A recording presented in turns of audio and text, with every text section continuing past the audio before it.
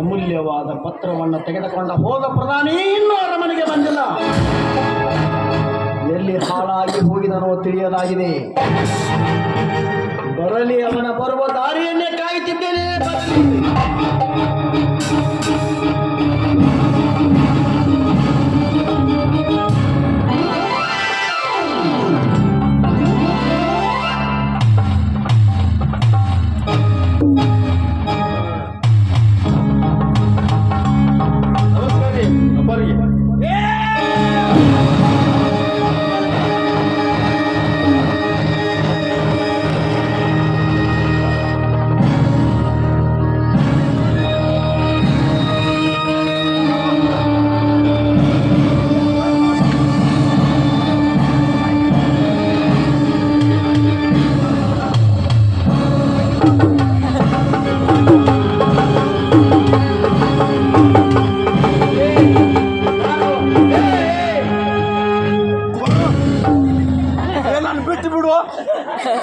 ಎದ್ದು ಸಾಯ್ಲೋ ಮಾರಾಯ.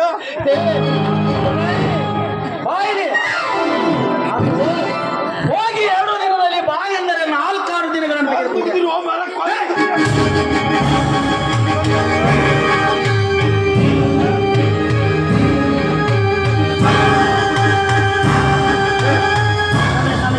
ಹಾಗೆ ಬಾಬಾ.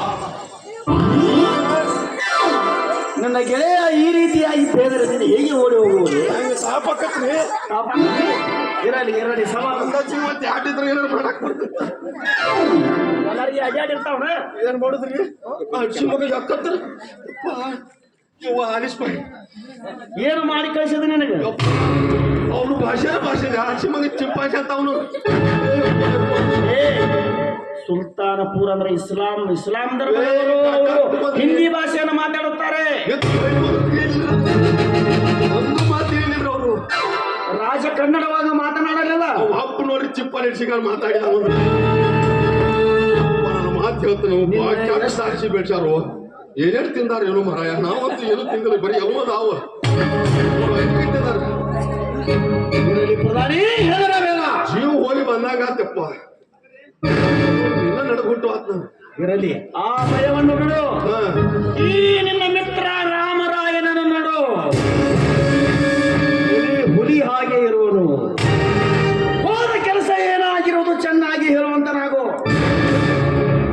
ಅವ್ರು ನಿಮ್ಮ ಡಿಮಾಂಡ್ ಎಲ್ಲ ಒಪ್ಕೊಂಡ ಯುದ್ಧ ಭೂಮಿಗೆ ಬಂದ್ಬಿಡ್ರಿ ಅಂತ ಹೇಳ್ಬಿಟ್ರೆ ಅವ್ರು ಫೈನಲ್ ರೀ. ಏನು ಪ್ರಧಾನಿ? ಯುದ್ಧಕ್ಕೆ ಸಿದ್ಧನಾಗಿರುವನು ಸುಲ್ತಾನಪುರದ ಅರಸ. ಇನ್ನೊಂದಿಟ್ಟು ಏನಾದ್ರು ಪ್ಲಾಸ್ಟಿಕ್ ಆಗಿತ್ತಂದ್ರೆ ಕೊಂದಾಗುತ್ತಿದ್ರು ನಮ್ಗೆ. ಶಬಾಷ್ ಪ್ರಧಾನಿ,